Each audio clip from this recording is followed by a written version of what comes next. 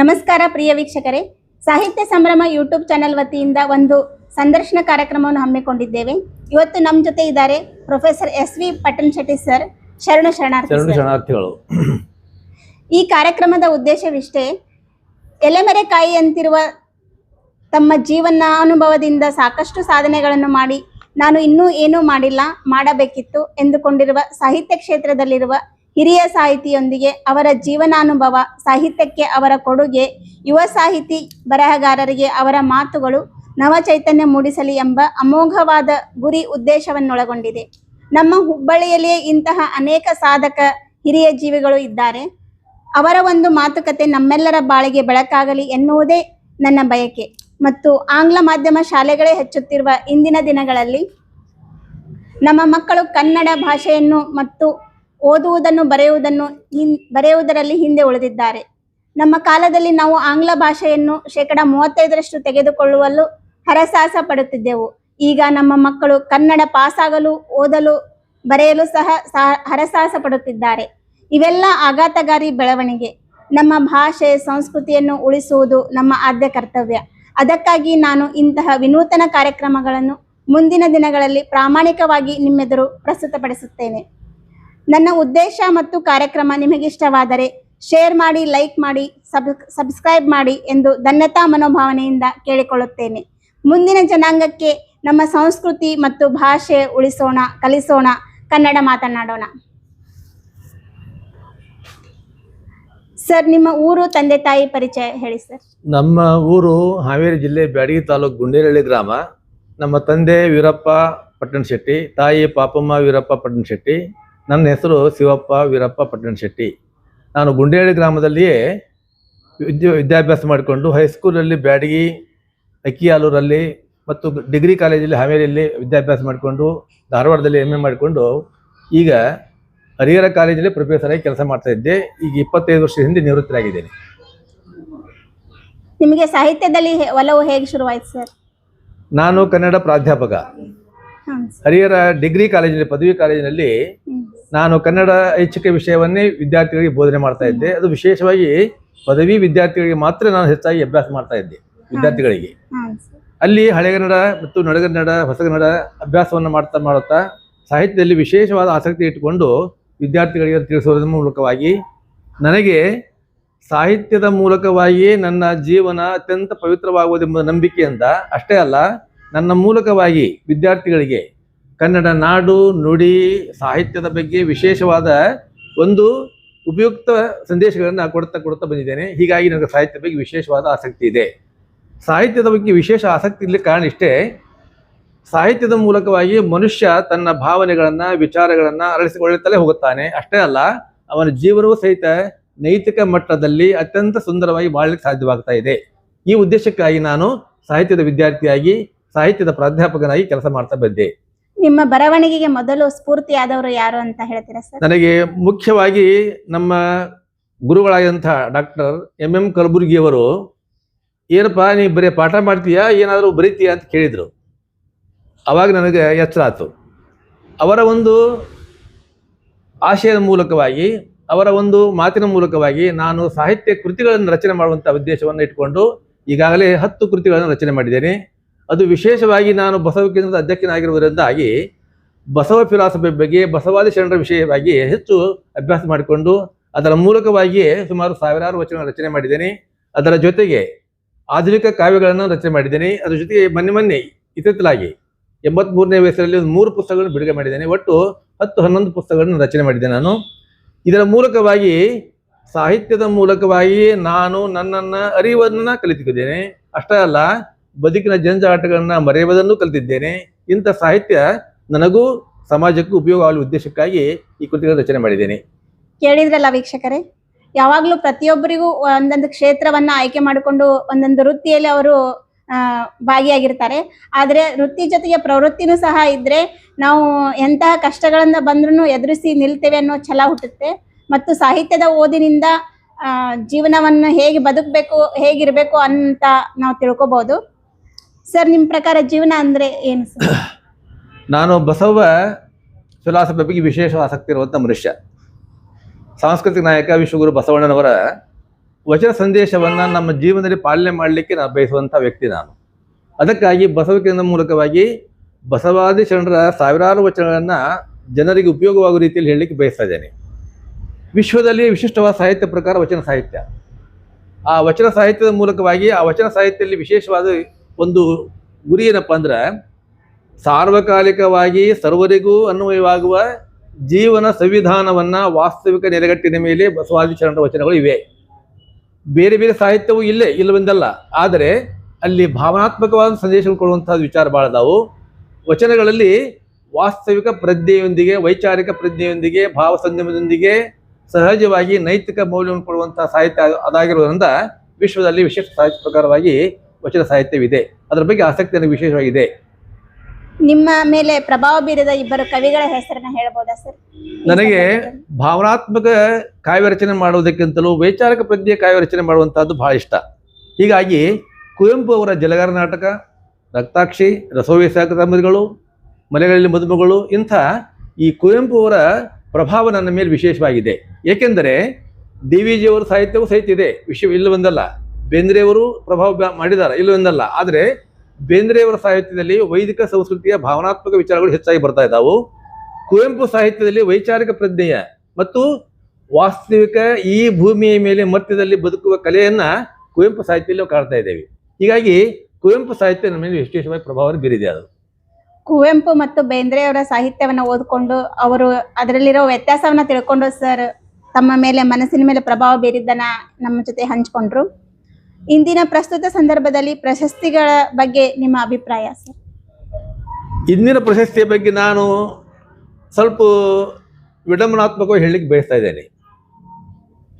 ಕೇವಲ ಪ್ರಶಸ್ತಿಗಾಗಿಯೇ ಕೆಲವರು ದುಂಬಾಲು ಬಿದ್ದು ಪ್ರಶಸ್ತಿ ಪಡೆಯುವಂಥ ಒಂದು ಜಾಯಮಾನ ಸಾಹಿತಿಗಳಲ್ಲಿಯೂ ಸಹಿತ ಇದೆ. ರಾಜಕಾರಣಿಗಳು ಒಂದು ಬಾರಿ ನಿಜವಾಗಿಯೂ ಅವರು ತಮ್ಮ ಕಾರ್ಯವನ್ನು ಮಾಡಬಹುದು.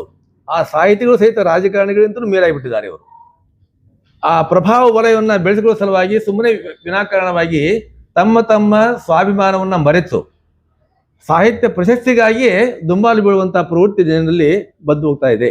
ಅದಕ್ಕಾಗಿ ಇದು ನನಗೆ ಅಷ್ಟು ಹಿಡಿಸ್ತಾ ಇಲ್ಲ. ಹೌದ್ರಿ ಸರ್, ಇದು ಒಳ್ಳೆಯದಲ್ಲ. ಇದು ಸಾಹಿತಿಗಳಿಗೆ ಇದು ಒಳ್ಳೆಯದಲ್ಲ. ಒಳ್ಳೆಯದೇನಿದ್ರು ಅದು ಹುಡುಕೊಂಡು ಬಂದೇ ಬರ್ತದೆ. ಈಗ ಶಿವರಾಮ್ ಕಾರಂತರಿಗೆ ಪ್ರಶಸ್ತಿ ಬರಬೇಕಾದಪ್ಪ, ಅದಕ್ಕೆ ದುಂಬಾಲು ಬೀಳುವ ಅವಶ್ಯಕತೆ ಇಲ್ಲಲ್ಲಿ. ಈಗ ಪ್ರಶಸ್ತಿ ಕೊಟ್ಟರು ಸಹಿತ ಬೇಡ ಅಂತಾರ. ನಮ್ಮ ಸಿದ್ದೇಶ್ವರ ಸ್ವಾಮಿಗಳಿಗೆ ಪ್ರಶಸ್ತಿ ಕೊಡ್ಲಿಕ್ಕೆ ಹೋದಪ್ಪಾರ ನಿಮ್ಮ ಪ್ರಶಸ್ತಿ ಯಾವುದು ಬೇಡ ಅಂತ ಹೇಳ್ತಾರೆ ಅವರು. ಇಂಥ ಪ್ರವೃತ್ತಿಯನ್ನು ನಾವು ಸ್ವಾಭಿಮಾನವನ್ನ ಉಳಿಸಿಕೊಳ್ಳುವಂತ ಸಾಹಿತಿಗಳು ಕಡಿಮೆ ಆಗ್ತಾ ಇದ್ದಾರೆ. ಪ್ರಶಸ್ತಿಗಾಗಿ ದುಂಬಾಲು ಬೀಳುವಂತ ಸಾಹಿತಿಗಳು ಹೆಚ್ಚಾಗಿದ್ದಾರೆ.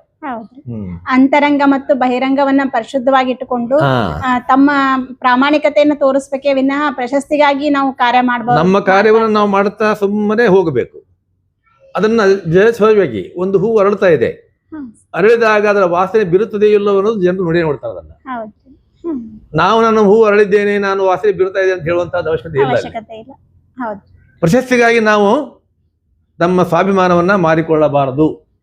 ಆದ್ರೆ ಇಂದಿನ ಸಾಹಿತಿಗಳಲ್ಲಿ ಕೆಲವರು ಮಾತ್ರ, ಎಲ್ಲರೂ ಅಲ್ಲ, ಕೆಲವರು ಮಾತ್ರ ಆ ಪ್ರಶಸ್ತಿಗಾಗಿಯೇ ತಮ್ಮ ಬರಹವನ್ನ ಒತ್ತಿಟ್ಟು ಪ್ರಸಂಗ ಬಂದಿದೆ. ಇದಕ್ಕೆ ನನಗೆ ಬಹಳ ಖೇದಾಗ್ತಾ ಇದೆ. ನೀವು ಹೂವಿನ ಬಗ್ಗೆ ಹೇಳಿದ್ರಿ ಸರ್, ಒಂದ್ ತಾವರೆ ಹೂವಿನ ಬಗ್ಗೆ ಮಾತಾಡ್ಬೋದ? ಈಗ ಅಂದ್ರೆ ಒಂದ್ ತಾವರೆ ಹೂ ಕೆಸರಲ್ಲಿದ್ರು ಕೂಡ ಅದು ಶಿವನ ಮುಡಿಯನ್ನ, ದೇವರ ಮುಡಿಯನ್ನ ಅಲಂಕರಿಸ್ತತಿ. ಆದ್ರೆ ನಾನು ಹೋಗಿ ನಾನೇ ಅಲಂಕರಿಸಬೇಕು ಅಂತ ಅದನ್ನ ಬಯಸಂಗಿಲ್ಲ.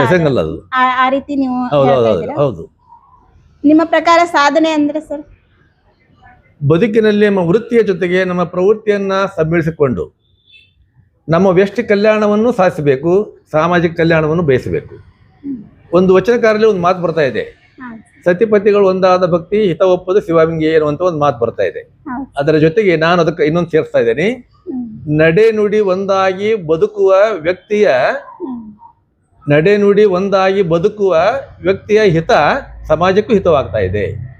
ಇಂಥ ಒಂದು ಸಾಮಾಜಿಕ ಕಲ್ಯಾಣವನ್ನ ಗುರಿಯಾಗಿ ಇಟ್ಟುಕೊಂಡು ನಾವು ಬದುಕಬೇಕೇ ಹೊರತು ನಮ್ಮ ಪ್ರತಿಷ್ಠೆಗಾಗಿ, ನಮ್ಮ ಸ್ವಂತ ಲಾಭಕ್ಕಾಗಿ, ನಮ್ಮ ಉದ್ಧಾರಕ್ಕಾಗಿ ಅಷ್ಟೇ ನಾವು ಬದುಕುವಂತಹದ್ದು ಸಲ್ಲದು.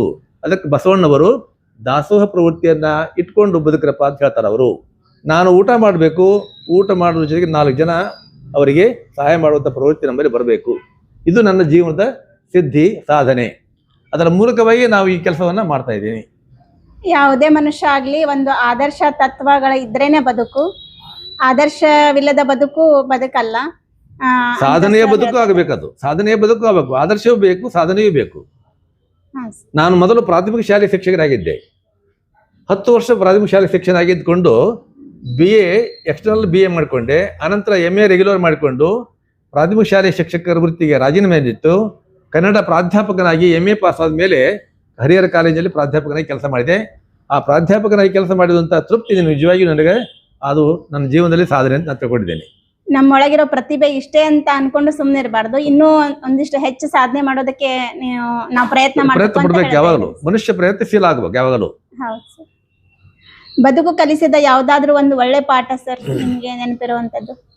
ನನ್ನ ಜೀವನದಲ್ಲಿ ನಾನು MA ಮಾಡಬೇಕಾದಾಗ ಸಹಜವಾಗಿ ನನಗೆ ಎಲ್ಲಿಲ್ಲದ ತ್ರಾಸು. ಆವಾಗ ನನಗೆ ಅನೇಕ ಜನ ತೊಂದರೆ ಕೊಡ್ಲಿಕ್ಕೆ ಶುರು ಮಾಡಿದರು. ನೀವು ಪ್ರಾಥಮಿಕ ಶಾಲೆ ಶಿಕ್ಷಣ ಆಗಿದ್ದುಕೊಂಡು MA ಮಾಡ್ತಾನಂತೀವ ಅಂತಕೊಂಡು ಅಸಹ್ಯಕರವಾಗಿ ಮಾತಾಡಲಿಕ್ಕೆ ಶುರು ಮಾಡಿದರು. ಅವಾಗ ಅಲ್ಲಿ ನನ್ನ ಮದುವೆ ಆಗಿತ್ತು, 5 ಮಕ್ಕಳಾಗಿದ್ದು ಅಲೆ.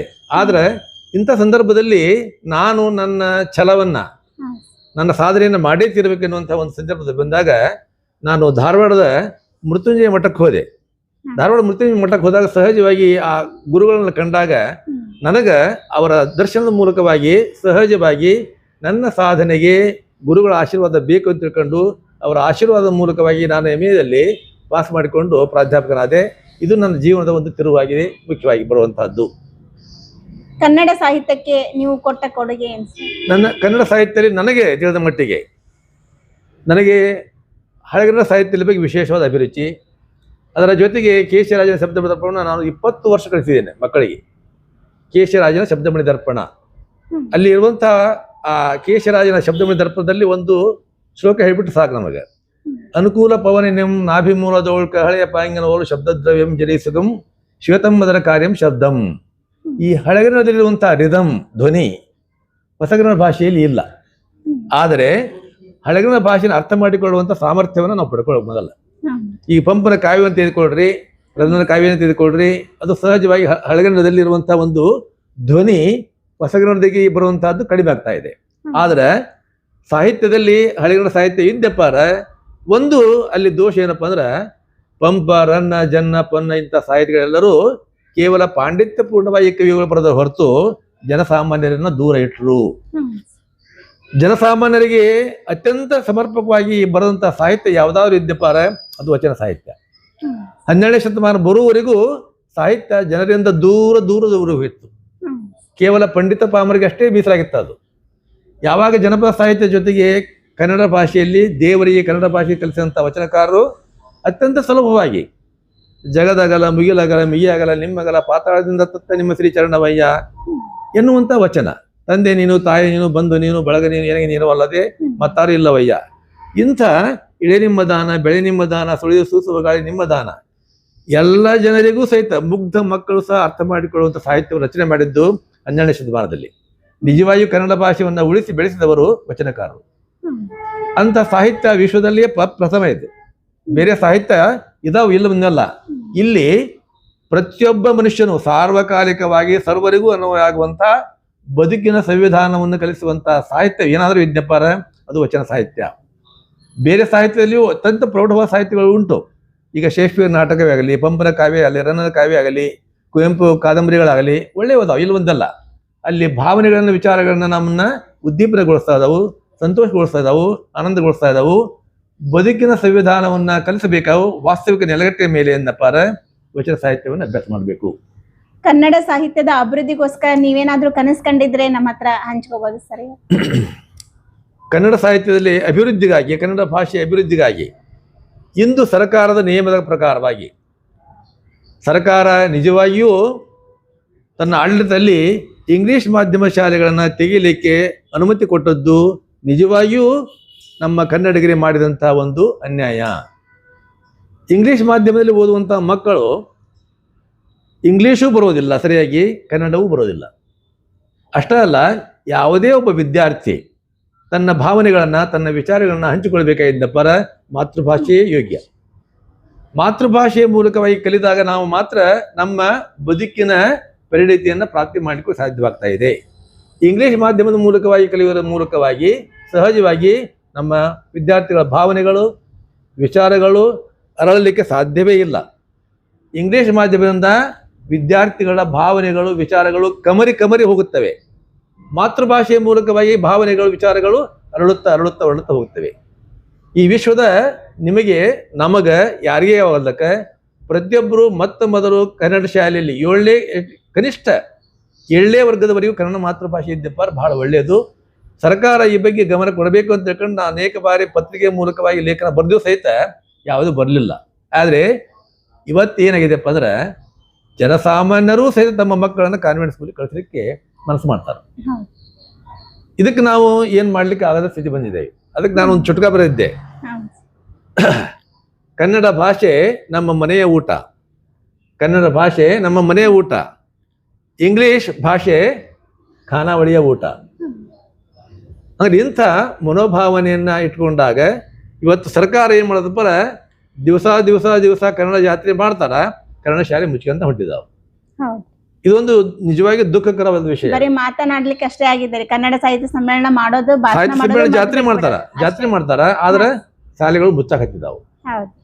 ಇಂಥ ಒಂದು ಮನೋಭಾವನೆ ಇರುವುದರಿಂದಾಗಿ ನಮ್ಮ ಮಾತೃಭಾಷೆಯ, ಕನ್ನಡ ಮಾತೃಭಾಷೆಯ ಮಕ್ಕಳು, ಕನ್ನಡ ಭಾಷೆಯ ಮಕ್ಕಳು ತಮ್ಮ ಬೆಳವಣಿಗೆಯನ್ನು ನಾವೇ ಕುಂಠಿತಗೊಳಿಸಿಕೊಳ್ಳುತ್ತಿದ್ದೇವೆ. ಇದು ದೊಡ್ಡ ಒಂದು ಅಪಾಯಕಾರಿ ಸಂದೇಶ. ಇದೊಂದು ನನ್ನ ತಿಳುವಳಿಕೆ ಮಟ್ಟಿಗೆ ಕನಿಷ್ಠ 7ನೇ ಕ್ಲಾಸಿನವರೆಗಾದರೂ ಕನ್ನಡ ಮಾಧ್ಯಮದಲ್ಲಿ ಓದಬೇಕು. ಇಂಗ್ಲಿಷ್ ಕಲಿಯೋಣ, ಬೇಕು, ಆ ಭಾಷೆ ಜಾಗತಿಕ ಭಾಷೆ ಅದು. ಆದರೆ ಅದರ ಮೂಲಕವಾಗಿ ನಾವು ಪ್ರೌಢತೆಯಿಂದ ಕಲಿಯೋಣ, ಮಾತೃಭಾಷೆಯನ್ನು ಮರೆಯದಿರೋಣ. ಮಾತೃಭಾಷೆಯನ್ನು ಮರೆಯೋದು ಎಂದರೆ ನಮ್ಮ ತಾಯಿ ತಂದೆಯನ್ನು ಮರೆದಂತೆ ಆಗ್ತದೆ. ಇದು ನಮ್ಮ ಜೀವನದ ಅನುಭವ ಕೂಡ ಸರ್. ನನಗೂ 2 ಮಕ್ಕಳಿದ್ದಾರೆ. ನಾನು ಇಂಗ್ಲಿಷ್ ಮೀಡಿಯಂ ಸ್ಕೂಲಿಗೆ ಹಾಕಿದ್ದೀನಿ. ಆದ್ರೆ ಮಾತೃಭಾಷೆಯಷ್ಟು ಅವರು ಅದನ್ನ ಕಲೀಲಿಕ್ಕೆ ಹಿಂಜರಿತಾ ಇದ್ದಾರೆ. ಮತ್ತು ನಾವು ಒತ್ತಡ ಹೇರ್ತೇವೆ, ಮಾರ್ಕ್ಸ್ ಪರ್ಸೆಂಟೇಜ್ ಮಾಡೋ, ಚಲೋ ಓದು ಅಂತ ನಾವು ಒತ್ತಡ ಹೇರ್ತೇವೆ ಸರ್. ಆದ್ರೆ ನಮ್ಗೆ ಆ ಕಡೆ ನಮ್ಗೆ ಇಂಗ್ಲಿಷ್ನು ಪರ್ಫೆಕ್ಟ್ ಇರಂಗಿಲ್ಲ ಅವ್ರಿಗೆ ಕಲಿಸ್ಲಿಕ್ಕೆ. ಈ ಕಡೆ ಟ್ಯೂಷನ್ ಹಾಕಿದ್ರೆ ಅವರು ಸಹಿತ ಪರ್ಫೆಕ್ಟ್ ಕಲಿಸೋದಿಲ್ಲ. ಅದಕ್ಕಾಗಿ ಈಗ ಅವರು ಎಲ್ಲ ಅರ್ಧಂಬರ್ಧ ಆಗಿದೆ ಸರ್. ಈ ಕಡೆ ಇಂಗ್ಲಿಷು ಅಲ್ಲ, ಈ ಕಡೆ ಅಂಕಗಳನ್ನು ಗಳಿಸುವ ವಿದ್ಯಾರ್ಥಿಗಳು ಅಂಕಿ ಇಲ್ಲದಂತ ಆಗಿದ್ದಾರೆ. ನಮ್ಮ ಹಿಡಿತಲ್ಲಿ ಸಿಗ್ತಾ ಇಲ್ಲ ಅವರು. ನಾವು ತಂದೆ ತಾಯಿಗಳು ಸಹಿತ ಅದೇ ರೀತಿ ಮಾಡ್ತೇವೆ. ನಮಗೆ ಹೆಚ್ಚಿಗೆ ಮಾರ್ಕ್ಸ್ ಬೇಕು. ಒಂದೊಮ್ಮೆ ನಾವು ಮಾರ್ಕ್ಸ್ ಆಗ್ಬಿಟ್ಟವಿ. ಆ ಮಾರ್ಕ್ಸ್ ನೋಡ್ಕೊಂಡು ಆ ವಿದ್ಯಾರ್ಥಿಯ ಯೋಗ್ಯತೆಯನ್ನು ಅಳಿತಿದ್ದೇವೆ. ಇದು ಅವರಿಗೆ ಏನಾಗತ್ತೆ, ಅವರನ್ನ ನಿಜವಾಗಿಯೂ ನಾವಾಗಿಯೇ ಭಾವನಾತ್ಮಕವಾಗಿ ಅದೊಂದು ಸಹಜವಾಗಿ ಕಾಯಿಲೆಗೆ ಈಡು ಮಾಡುವಂತ ಸಂದರ್ಭ ಬರ್ತಾ ಇದೆ. ಆ ಮಕ್ಕಳಿಗೆ ಬೇಗುದಿ ಉತ್ಪತ್ತಿ ಆಗ್ತಾ ಇದೆ. ತಂದೆ ತಾಯಿಗೆ ಇಚ್ಛೆ ಕೇಳಬೇಕು, ಗುರುಗಳಿಗೆ ಕೇಳಬೇಕು, ಸಮಾಜವನ್ನು ನೋಡ್ಬೇಕು ಅವರು. ಹೀಗಾಗಿ ಮಕ್ಕಳಿಗೆ ಮಾನಸಿಕ ಗೊಂದಲ ಉಂಟಾಗ್ತಾ ಇದೆ ಇಂಗ್ಲಿಷ್ ಮಾಧ್ಯಮದಿಂದ. ಕನ್ನಡ ಮಾಧ್ಯಮ ಓದುವರಿಂದ ಅವರು ಸರಳವಾಗಿರ್ತಾರ. ಅವರು ಅಷ್ಟೇ ಅಲ್ಲ, ಅವರ ವಿಚಾರಗಳು ಅರಳುತ್ತಾವು. ಇಂಗ್ಲಿಷ್ ಮಾಧ್ಯಮದಿಂದ ಅವರ ವಿಚಾರಗಳು ಕಮರಿ ಹೋಗ್ತದಾವು, ಸುಟ್ಟು ಹೋಗ್ತಾವು. ಅದಕ್ಕೆ ಅದು ಒಳ್ಳೇದಲ್ಲ ನನ್ನ. ಆಮೇಲೆ ನಮ್ದು ಭಾರತೀಯ ಸಂಸ್ಕೃತಿ ಆಗ್ಲಿ, ಒಂದು ಇಂಗ್ಲಿಷ್ ಮೀಡಿಯಂ ಸ್ಕೂಲ್ ಕಲಿಯೋದ್ರಿಂದ ಒಂದಿಷ್ಟು ಹೊರೆ ಬುಕ್ಸ್ ಅನ್ನ ಕೊಟ್ಟು ಕಳಿಸ್ತೇವಿ. ಆ ಬುಕ್ಕಿನ ಹೊರೆ ಜಾಸ್ತಿ ಆಗ್ತಾ ಇದೆ ವಿನಃ ಅವ್ರ ಬುದ್ಧಿಮಟ್ಟ ಜಾಸ್ತಿ ಆಗ್ತಾ ಇಲ್ಲ. ಅಷ್ಟೆಲ್ಲ ಅವ್ರ ಬುದ್ಧಿಮಟ್ಟಕ್ಕೆ ಅದನ್ನ ಅರಗಿಸ್ಕೊಳಕ್ಕೆ ಆಗ್ತಾ ಇಲ್ಲ ಅಂತ ಹೇಳ್ತೀನಿ ಸರ್. ಖರೆ, ನಿಜ. ಅದು ನೀವು ಹೇಳೋದು ಬಹಳ ಒಳ್ಳೆಯ ವಿಚಾರ ಅದು. ಆಮೇಲೆ ನಾವು ಚಿಕ್ಕವರಿದ್ದಾಗೆಲ್ಲ ನಮ್ಗ ಒಂದು ನೀತಿ ಶಿಕ್ಷಣ ಅಂತ ಒಂದು ಫೀಲ್ಡ್ ಇರ್ತಿತ್ರಿ ಸರ್. ಅಲ್ಲಿ ಕತೆಗಳನ್ನ ಹೇಳೋದು, ನೀತಿ ಪಾಠಗಳನ್ನ ಹೇಳೋದು, ಆಮೇಲೆ ಗಾದೆ ಮಾತು ಹೇಳೋದು, ವಚನಗಳನ್ನ ಹೇಳೋದು, ಆಮೇಲೆ ಅವರಲ್ಲಿರೋ ಪ್ರತಿಭೆಯನ್ನ ವ್ಯಕ್ತಪಡಿಸಲು ಒಂದು ವೇದಿಕೆ ಇರ್ತಿತ್ತು ಸರ್ ಅವಾಗ. ಈಗ ಜಾಸ್ತಿ ಮೊಬೈಲ್ ಅದು ಎಲ್ಲ ಬಂದು ತಂತ್ರಜ್ಞಾನ ಮುಂದುವರೆದು ಅದ್ರ ಬಗ್ಗೆನೇ ಜಾಸ್ತಿ ಒಲವು ತೋರಿಸಿ ಇವು ಎಲ್ಲ ಮಾನವೀಯ ಮೌಲ್ಯಗಳು ಇವನ್ನೆಲ್ಲ ಕಳ್ಕೊತಾ ಇದ್ದಾರೆ. ನೈತಿಕ ಮೌಲ್ಯವನ್ನ, ಸಂಸ್ಕೃತಿಯನ್ನು ಮರಿತಾ ಇದಾರ. ನೈತಿಕ ಮೌಲ್ಯಗಳು ಹೋಗ್ತಾ ಇದಾವು. ಕೇವಲ ವಿದ್ಯಾಭ್ಯಾಸ ಮಾಡಬೇಕು, ಮೆರಿಟ್ ಬರಬೇಕು, ನಾವು ಫಾರಿನ್ಗೆ ಹೋಗ್ಬೇಕು, ಬೆಂಗಳೂರಿಗೆ ಹೋಗ್ಬೇಕು, ಚೆನ್ನೈಗೆ ಹೋಗ್ಬೇಕು. ಒಟ್ಟು ನಾವು ನಮ್ಮ ತಂದೆ ತಾಯಿಗಳಿಂದ ಆಗಲಿ ದೂರ ಹೋಗ್ಬೇಕು, ವಿದ್ಯಾಭ್ಯಾಸ ಮಾಡಿಕೊಂಡು ನಾವು ಸ್ವತಂತ್ರವಾಗಿ ಬದುಕಬೇಕು ಅನ್ನೋದು ಕಳಿಸ್ತಾರೆ ಹೊತ್ತು ನಮ್ಮ ಸಂಸ್ಕೃತಿಯನ್ನ ಯಾವ ವಿದ್ಯಾರ್ಥಿಗಳು ಪಾಲನೆ ಮಾಡ್ಲಿಕ್ಕೆ ಆಗ್ತಾ ಇಲ್ಲ. ಇದು ಕಾನ್ವೆಂಟ್ ಸ್ಕೂಲಿನ ಒಂದು ದೊಡ್ಡ ಲೋಪ ಇದೆ. ಆಮೇಲೆ ಅವರು ತಮ್ಮ ಆತ್ಮವಿಶ್ವಾಸನ ಸಹ ಕಳ್ಕೊತಾ ಇದ್ದಾರೆ. ಅವ್ರಿಗೆ ಅಷ್ಟೆಲ್ಲ ಕಲ್ತಿರ್ತಾರೆ, ದುಡ್ಡು ಮಾಡೋದು ಹೆಂಗ್ ಗೊತ್ತಿರತ್ತೆ, ಪರ್ಸೆಂಟೇಜ್ ಚಲೋ ಮಾಡ್ಬೇಕಂತ ಗೊತ್ತಿರತ್ತೆ, ಆದ್ರೆ ಜೀವನ ಪಾಠನ ಕಲ್ತಿರಂಗಿಲ್ಲ. ಸಾಹಿತ್ಯದ ಓದು ಪ್ರತಿಯೊಬ್ಬರಿಗೂ ಬೇಕು. ಅದು ಯಾವ ರೀತಿ ಜೀವನದಲ್ಲಿ ಬದಲಾವಣೆ ತರುತ್ತದೆ ಸರ್? ನನಗೆ ಇವತ್ತು ಸ್ವಲ್ಪ ಏನಾದ್ರು ತೊಂದರೆ ಆತಪ್ಪಾರ ನಾನೇನು ಮಾಡೋದಲ್ರಿ. ನನಗೆ ಏನಾದ್ರು ವಿಚಾರಗಳು ಕುಂಠಿತ ಅದು ದುಃಖ ಬಂತಪ್ಪಾರ ಒಂದು ಕೈಯಲ್ಲಿ ಪುಸ್ತಕ ತೆಗೆದುಕೊಂಡ್ಬಿಡ್ತಾನ. ಆ ಕೈಯಲ್ಲಿ ಪುಸ್ತಕ ಹಿಡ್ಕೊಂಡು ಆ ಪುಸ್ತಕ ಓದ್ತಾ ಹೋದಾಗ ನನ್ನನ್ನು ನಾನು ಅರಿಯುತ್ತಾ ಹೋಗುತ್ತೇನೆ. ನನಗೆ ಬಂದ ಎಲ್ಲ ಎಡವತೊಡಗಳೆಲ್ಲವೂ ತನ್ನ ತಾನೇ ಮಾಯವಾಗಿ ಹೋಗ್ತಾ ಇದ್ದಾವು. ಅವು ತನ್ನೇ ಸಹಜವಾಗಿ ನಶಿಸಿ ಹೋಗ್ತಾ ಇದ್ದಾವು. ಸಾಹಿತ್ಯದ ಮೂಲಕವಾಗಿ ವ್ಯಕ್ತಿ ಸಾತ್ವಿಕ ವ್ಯಕ್ತಿಯಾಗಿ ಪರಿವರ್ತನೆಗೊಳ್ತಾನೆ. ಎಂತಹ ದುಷ್ಟರಿದ್ದರೂ ಸಹಿತ ಆ ಪುಸ್ತಕದ ಓದಿನ ಮೂಲಕವಾಗಿ ನಮ್ಮಲ್ಲಿರುವಂತಹ ಗುಣಗಳು, ಒಳ್ಳೆಯ ಗುಣಗಳು ಸಹಜವಾಗಿ ಪ್ರಕಟವಾಗಿ ಶುರುವಾಗ್ತಿದ್ದಾವೆ. ಇವತ್ತೊಂದು ಕುವೆಂಪು ಸಾಹಿತ್ಯವನ್ನು ಓದಿದ ತಕ್ಷಣ ನಾವು ಜನರೊಂದಿಗೆ ನಾವು ಯಾವ ರೀತಿಯಾಗಿ ಇರಬೇಕು ಅನ್ನೋದನ್ನು ಅವ್ರು ತಿಳಿಸ್ಕೊಡ್ತಾರೆ. ಅವರು ಈ ಪುಸ್ತಕಗಳು ನಿಜವಾಗಿಯೂ ತ್ರಿಕಾಲ ಜ್ಞಾನಿಗಳವು. ಭೂತಕಾಲವನ್ನು ಹೇಳ್ತಾವು, ವರ್ತಮಾನದಲ್ಲಿ ಹೇಗೆ ಬದುಕಬೇಕು ಹೇಳ್ತಾವು, ಭವಿಷ್ಯತ್ತಿನಲ್ಲಿ ನಾವು ಹೇಳ್ಬೇಕು ಅನ್ನೋದು ಹೇಳ್ತಾವು. ಅದಕ್ಕೆ ನನ್ನ ವೈಯಕ್ತಿಕ ಅಭಿಪ್ರಾಯದು ಪುಸ್ತಕಗಳು ತ್ರಿಕಾಲ ಜ್ಞಾನಿಗಳು. ಆ ತ್ರಿಕಾಲ ಜ್ಞಾನದ ಮೂಲಕವಾಗಿ ನಾವು ಅಧ್ಯಯನ ಮಾಡುವುದರ ಮೂಲಕವಾಗಿ ನಮ್ಮನ್ನೇ ನಾವು ಮರೆಯುತ್ತೇವೆ. ಅಷ್ಟೇ ಅಲ್ಲ, ಈ ಜಗತ್ತಿನಲ್ಲಿ ಹೇಗೆ ಸುಂದರವಾಗಿ ಬದುಕಬೇಕೆನ್ನೋದನ್ನು ನಾವು ಕಲ್ಕೊಳ್ತಾ ಇದ್ದೀವಿ. ಸಾಹಿತ್ಯ ಓದುವುದರ ಮೂಲಕವಾಗಿ ನಮ್ಮ ಭಾವನೆಗಳು ಅತ್ಯಂತ ಉತ್ಸಾಹದ ಮೂಲಕವಾಗಿ ಬೆಳವಣಿಗೆ ಆಗ್ತಾ ಇದ್ದಾವೆ. ವಿಚಾರಗಳು ಸಹಜವಾಗಿ ಬೆಳೀತಾ ಇದ್ದಾವೆ. ನಾನು ಮತ್ತೊಬ್ಬರೊಂದಿಗೆ ಹೇಗೆ ಬದುಕಬೇಕು ಅನ್ನೋದನ್ನ ನಾವು ಕಲಿಸ್ಕೊಡ್ತಿದ್ದಾವೆ ಆ ಪಾಠಗಳ ಮೂಲಕವಾಗಿ. ಈಗ ರಾಮಾಯಣ ಮಹಾಭಾರತ ಇರಲಿ, ವಚನ ಸಾಹಿತ್ಯವೇ ಇರಲಿ, ಶೇಕ್ಸ್ಪಿಯರ್ ನಾಟಕ ಇರಲಿ, ಅಲ್ಲಿರುವ ದೃಶ್ಯವನ್ನು ಕಂಡಾಗ ಸಹಜವಾಗಿ ನಮ್ಮ ಮನಸ್ಸು ಆ ಕಡೆಗೆ ಒಲಿತಿದೆ. ಅದರ ಮೂಲಕವಾಗಿ ನಮ್ಮ ಜೀವನ, ನಮ್ಮ ಬದುಕು ಪಾವನವಾಗುತ್ತದೆ ಹೊರತು ಬದಲಾವಣೆ ಆಗೋದಿಲ್ಲ. ಆದ್ರೆ ಈಗ ಚಿಕ್ಕವರಿಂದ ಹಿಡ್ಕೊಂಡು ಎಲ್ಲ ದೊಡ್ಡವ್ರ ತನಕ ನಾವು ಮೊಬೈಲ್ ನೋಡಿ ಸರ್, ರೀಲ್ಸ್ ಅಂತಿಂತವೆಲ್ಲ ನೋಡಿ ಮಾನಸಿಕವಾಗಿ ಅವರು ಇನ್ನೂ ವೀಕ್ ಆಗ್ತಾ ಇದ್ದಾರೆ ಹೊರತು ಅವ್ರ ಬೆಳವಣಿಗೆ ಆಗ್ತಾ ಇಲ್ಲ ಸರ್. ನಾನು ಇದನ್ನು ಸಂಪೂರ್ಣ ಒಪ್ಪೋದಿಲ್ಲ. ಮೊಬೈಲ್ ಈಗ ಅನಿವಾರ್ಯ ಆಗ್ಬಿಟ್ಟಿದೆ. ಅದು ಮೊಬೈಲ್ ನಲ್ಲಿ ಒಳ್ಳೆಯ ವಿಚಾರಗಳು ಬರೆದಿದ್ದಾವೆ, ಒಳ್ಳೆಯ ಸಾಹಿತ್ಯ ಬರೆದಿದ್ದಾವೆ, ಒಳ್ಳೆಯ ಚುಟುಕು ಬರೆದಿದ್ದಾವೆ.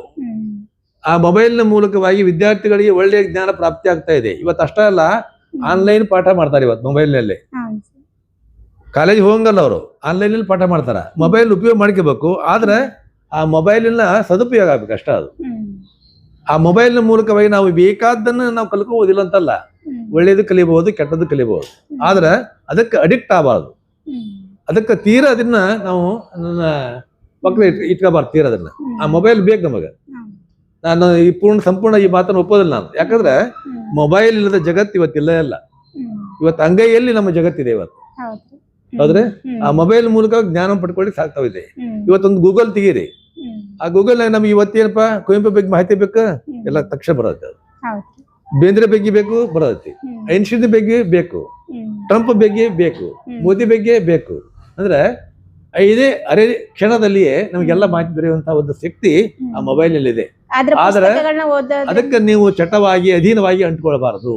ಯಾವ್ದು ಬೇಕು ಅದನ್ನ ನೋಡ್ಕೊಳ್ಬೇಕು, ಬೇಡದು ಬಿಟ್ಬಿಡ್ಬೇಕು ಅಷ್ಟೇ. ಪುಸ್ತಕ ಓದೋದ್ರಿಂದ ಹಿಂದುಳಿತಾರೆ ಅಂತ ಅನಿಸ್ತಾ ಇಲ್ವಾ ಸರ್? ಮೊಬೈಲ್ ನೋಡೋದಕ್ಕೂ ಪುಸ್ತಕ ಓದೋದಕ್ಕೂ ವ್ಯತ್ಯಾಸ ಇದೆ. ಮೊಬೈಲ್ ನಲ್ಲಿ ನೋಡುವುದಾಗ ಸಹಜವಾಗಿ ನಮ್ಮ ವಿಚಾರಗಳು ಕಣ್ಣಿನ ನೇತ್ರ ಆನಂದ ಆಗ್ತಾ ಇದೆ ನಿಜ. ಆದ್ರೆ ಓದುವುದರ ಮೂಲಕ ದೊರೆಯುವಂತ ಆನಂದ ಮೊಬೈಲ್ ನಲ್ಲಿ ದೊರೆಯಕ್ಕೆ ಸಾಧ್ಯವೇ ಇಲ್ಲ. ನಾವು ಒಂದು ಪುಸ್ತಕ ಓದಿದಾಗ ನಾವು ಆ ಪುಸ್ತಕದಲ್ಲಿ ಸಮ್ಮಿಳನವಾಗ್ತಾ ಇದ್ದೇವೆ, ಆ ಪುಸ್ತಕದಲ್ಲಿ ನಾವು ಇನ್ವಾಲ್ವ್ ಆಗ್ತಿದ್ದೇವೆ. ಅಂದ್ರೆ ಅದರೊಳಗೆ ಕೂಡಿಕೆ ಮಾಡ್ತಾ ನಾವು ನಮ್ಮನ್ನು ನಾವು ಮರ್ತು ಬಿಡ್ತೇವೆ. ಆ ವಿಚಾರ ನಮ್ಮಲ್ಲಿ ಸಹಜವಾಗಿ ಅರಳುತ್ತದಾವು. ಮೊಬೈಲ್ ನೋಡ್ತೇವೆ, ಬಿಸಾಕ್ತೇವೆ. ಅದಕ್ಕೆ ಮೊಬೈಲ್ಗಿಂತಲೂ ಪುಸ್ತಕ ಓದುವಂತಹದ್ದು ಒಳ್ಳೆಯ ಹವ್ಯಾಸ. ಅಷ್ಟೇ ಅಲ್ಲ, ಮನುಷ್ಯನ ಬದುಕು ಹಸನಾಗಬೇಕಾಗಿದ್ದರೆ ಪುಸ್ತಕದ ಓದು ಬೇಕೇ ಬೇಕು. ಯುವ ಬರಹಗಾರರಿಗೆ ನಿಮ್ಮ ಸಂದೇಶ ಏನು, ಸಲಹೆಗಳನ್ನ ಹೇಳಿ ಸರ್? ಯುವ ಬರಹಗಾರರಿಗೆ ನನ್ನ ಒಂದು ವಿಶೇಷವಾದಂಥ ಸಲಹೆ ಏನಪ್ಪಾ ಅಂತಂದ್ರೆ, ತಕ್ಷಣ ನಾನು ಸಾಹಿತ್ಯ ಕೃತಿ ರಚನೆ ಮಾಡಬೇಕು, ನಾನು ಪ್ರಸಿದ್ಧಿ ಬರಬೇಕು, ನನ್ನ 4 ಜನ ಸಾಹಿತ್ಯ ಅಂತ ಗುರುತಿಸ್ಬೇಕು. ಅವರು ಒಳ್ಳೆಯದ ಬರೆಯಲಿ, ಕೆಟ್ಟದ್ದ ಬರೆಯಲಿ. ಅಧ್ಯಯನಶೀಲತೆ ಬಹಳ ಕಡಿಮೆ ಆಗಿದೆ ವಿದ್ಯಾರ್ಥಿಗಳಿಗೆ, ಯುವಕರಿಗೆ. ಅಧ್ಯಯನಶೀಲತೆ ಇಲ್ಲದೆಯೇ ಪುಸ್ತಕವನ್ನು ಬರೆದನಪ್ಪಾರ ಅದು ಕೇವಲ ದಿನಪತ್ರಿಕೆ ಆಗುತ್ತದೆ ಹೊರತು ಸಾಹಿತ್ಯ ಕೃತಿ ಆಗೋದಿಲ್ಲ. ಅದಕ್ಕೆ ಮೊದಲು ಅವರು ತಮಗೆ ತಿಳಿದಂತಹ ಪುಸ್ತಕಗಳನ್ನ ಅಧ್ಯಯನ ಮಾಡಲಿಕ್ಕೆ ಬೇಕು. ಅಧ್ಯಯನಶೀಲರಾದ ಮೇಲೆ ನಾನು ಸುಮಾರು 30 ವರ್ಷ ಕನ್ನಡ ಪ್ರಾಧ್ಯಾಪಕ ಕೆಲಸ ಮಾಡಿದೆ. ಬರೀ ನೀವು ಪ್ರಾಧ್ಯಾಪಕ ಕೆಲಸ ಮಾಡ್ತೀರಲ್ಲಿ ಬರೆಯಂಗಿಲ್ಲ ನೀವು ಅಂತಂದ್ರೆ ಅವರು. ಆದರೆ ನಾನು ವಿದ್ಯಾರ್ಥಿಗಳಿಗೆ ನನ್ನ ಕರ್ತವ್ಯ ಏನಪ್ಪ, ಪಾಠ ಮಾಡಬೇಕು. ಪಾಠ ಮಾಡಿ ಬಂದ ಅನುಭವವನ್ನು ನಾನು ಅರಗಿಸಿಕೊಂಡು ಆನಂತರ ಬರಿಬೇಕು ನಾನು. ಅದಕ್ಕೆ ಯುವಕರಿಗೆ ನಾನು ಹೇಳುವಂಥದ್ದು ಇಷ್ಟೇ, ತಕ್ಷಣ ನನಗೆ ಬರೀಲಿಕ್ಕೆ ಬರ್ತದೆ ತಿಳ್ಕೊಂಡು ಬರೆಯಕ್ಕೆ ಹೋಗ್ಬೇಡ್ರಿ, ಅಧ್ಯಯನ ಮಾಡ್ರಿ. ಈ ನಾಡಿನ ಶ್ರೇಷ್ಠ ಕವಿಗಳದಾರ, ಶ್ರೇಷ್ಠ ವಿಜ್ಞಾನಿಗಳದಾರ, ಎಲ್ಲವನ್ನೂ ಅರ್ಥ ಮಾಡ್ಕೊಳ್ಳೋಣ, ಓದೋಣ. ಓದಿನ ಮೂಲಕವಾಗಿ ಅರಿವು ಮುಟ್ಟಿದಾಗ ನೀವು ಬರೆಯಬೇಕು. ಅರಿವು ಇಲ್ಲದೆ ಬರೆಯಬಾರದು. ಇನ್ನೊಂದ್ಸಲ ಹೇಳ್ತಾರೆ ಅದನ್ನ, ಅರಿವು ಬಾರದ ಹೊರತು ಬರೆಯಲಿಕ್ಕೆ ಹೋಗಬಾರದು. ಏಕೆಂದರೆ ನಾನು ಬರೆಯುವವರೆಗೂ ನನ್ನ ಕವನ, ನನ್ನ ಸಾಹಿತ್ಯ ನನ್ನದು. ಬರೆದಾದ ಮೇಲೆ ಅದು ಸಹೃದಯರಿಗೆ, ಜನರಿಗೆ ಸಲ್ತಾ ಇದೆ. ಅದನ್ನು ಓದಿದಂಥ ಜನ ಅರ್ಥ ಮಾಡಿಕೊಳ್ಬೇಕು, ಅವರಿಗೆ ಬದುಕಿಗೆ ಒಳ್ಳೆಯ ದಾರಿ ತೋರಬೇಕಾದ್ರು. ಅದಕ್ಕೆ ನಾನು ಮೊದಲು ಅರಿಬೇಕು, ಅದ್ರ ಮೇಲೆ ಬರೀಬೇಕು. ಯುವಕರು ಅಧ್ಯಯನಶೀಲರಾಗಬೇಕೆ ಹೊರತು ಒಮ್ಮೆಲೆ ಬರೀಕ್ ಹೋಗಬಾರ್ದು. ನೋಡಿದ್ರಲ್ಲ ಪ್ರಿಯ ವೀಕ್ಷಕರೇ, ಇಷ್ಟೊತ್ತು ಸರ್ ತಮ್ಮ ಜೀವನ ಮತ್ತು ಬದುಕು, ಬರಹ ಮತ್ತು ಯುವ ಬರಹಗಾರರಿಗೆ ಹೇಗೆ ಅವರು ಬರಿಬೇಕು, ಯಾವ ರೀತಿ ಅವರು ತಮ್ಮನ್ನ ಬರವಣಿಗೆಯಲ್ಲಿ ತೊಡಗಿಸ್ಕೋಬೇಕು ಮತ್ತು ಕನ್ನಡ ಭಾಷೆ ಬಗ್ಗೆ ಮಾತಾಡಿದ್ರು, ಮತ್ತು ನಮ್ಮ ಇಂದಿನ ವಿದ್ಯಾರ್ಥಿಗಳ ಬಗ್ಗೆ ಮಾತಾಡಿದ್ರು, ಶಿಕ್ಷಣ ವ್ಯವಸ್ಥೆಗಳ ಬಗ್ಗೆ ಮಾತಾಡಿದ್ರು, ಕನ್ನಡ ಸಾಹಿತ್ಯ ಹೇಗೆ ಮುಂದುವರಿಸ್ಕೊಂಡು ಹೋಗ್ಬೇಕು, ನಮ್ಮ ಭಾಷೆನ ಹೇಗೆ ಬೆಳೆಸಬೇಕು ಅಂತ ತಮ್ಮ ಜೀವನದ ಅನುಭವಗಳನ್ನ ನಮ್ಮ ಮುಂದೆ ಹಂಚ್ಕೊಂಡ್ರು. ನಾವು ಸಾಕಷ್ಟು ವಿಚಾರಗಳನ್ನ ಅವರಿಂದ ತಿಳ್ಕೊಂಡ್ವಿ. ಸರ್, ಇಷ್ಟೊತ್ತು ನಮ್ಮ ಜೊತೆ ಬಂದು ನೀವು ಮಾತಾಡಿ ನಮಗೆ ಒಳ್ಳೆಯ ಸಂದೇಶಗಳನ್ನ ಕೊಟ್ರಿ, ಒಳ್ಳೆ ಜೀವನ ಮೌಲ್ಯಗಳನ್ನ ತಿಳಿಸಿದ್ರಿ. ಇದಕ್ಕೆ ನಮಗೆ ಧನ್ಯವಾದಗಳು ಸರ್. ನಮ್ಮ ಸಂದರ್ಶನಕ್ಕಾಗಿ ನೀವೆಲ್ಲ ಇಷ್ಟೆಲ್ಲ ಪ್ರಯತ್ನ ಪಟ್ಟು ನಮ್ಮ ಸಲುವಾಗಿ ಇಲ್ಲಿವರೆಗೆ ಬಂದು ಸಂದರ್ಶನ ಏರ್ಪಡಿಸಿ ನನ್ನ ಒಂದು ತಿಳುವಳಿಕೆಯನ್ನು ಹಂಚಿಕೊಳ್ಳಿಕ್ಕೆ ಅವಕಾಶ ಮಾಡಿಕೊಟ್ಟಂತ ನಿಮಗೂ ಸಹಿತ ಧನ್ಯವಾದಗಳು. ಶರಣು ಶರಣಾರ್ಥಿಗಳು. ಶರಣು ಶರಣಾರ್ಥಿ ಸರ್.